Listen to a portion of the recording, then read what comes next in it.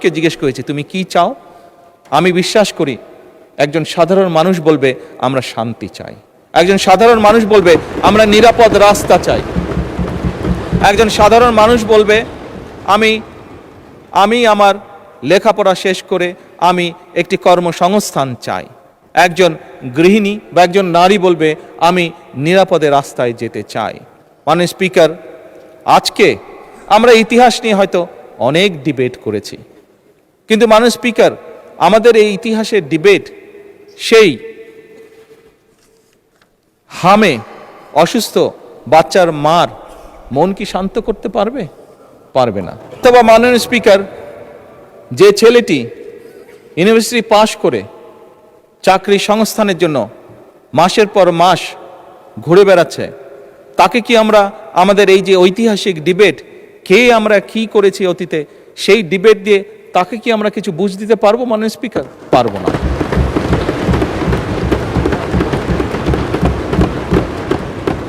মাননীয় স্পিকার, আমি একটু আগেই বলেছি যে বোরো ধানের এই যে যেখানে অতিবৃষ্টি হয়েছে সেখানে যেই ফসল কৃষকরা ক্ষতিগ্রস্ত হয়েছে, তাদের কাছে যদি আমরা আমাদের এই মহান সংসদের মূল্যবান ঐতিহাসিক ডিবেট উপস্থাপন করি, সে যে ফসলহানির যে কষ্ট, সেই কষ্ট কি তার লাঘব করা সম্ভব হবে যদি তার জন্য আমরা কোনো একটি ব্যবস্থা করতে না পারি যে আগামী 3 মাস সে কি খাবে?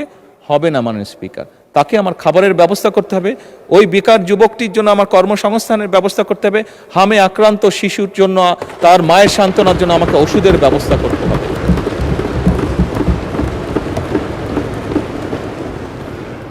মাননীয় স্পিকার, আমার কাছে একজন রাজনীতিবিদ হিসাবে মনে হয় খুব সম্ভবত বাংলাদেশের মানুষ যত না রাজনৈতিক ডিবেট চায়, যত না রাজনৈতিক বিভিন্ন বক্তব্য চায়, তার থেকে তারা তাদের সমস্যার সমাধান চায়। মাননীয় স্পিকার, আজকে এই মুহূর্তে মাননীয় স্পিকার, আমার দলের সদস্যরা এবং ক্ষেত্র বিশেষ আমি দেখছি বিরোধী দলের বন্ধুরাও আমার কিছু কিছু কথায় টেবিল থাপড়াচ্ছেন। মাননীয় স্পিকার, আমরা সব সময় সকল সময় প্রস্তুত আছি বিরোধী দলের সদস্যদের সাথে বাংলাদেশের স্বার্থে, বাংলাদেশের মানুষের সাথে যে কোনো আলাপ আলোচনায় অংশগ্রহণ করার জন্য, এবং আলাপ আলোচনার ভিত্তিতে আমরা উভয়ে সকলে একসাথে এই দেশকে ইনশাল্লাহ সামনের দিকে এগিয়ে নিয়ে যাব।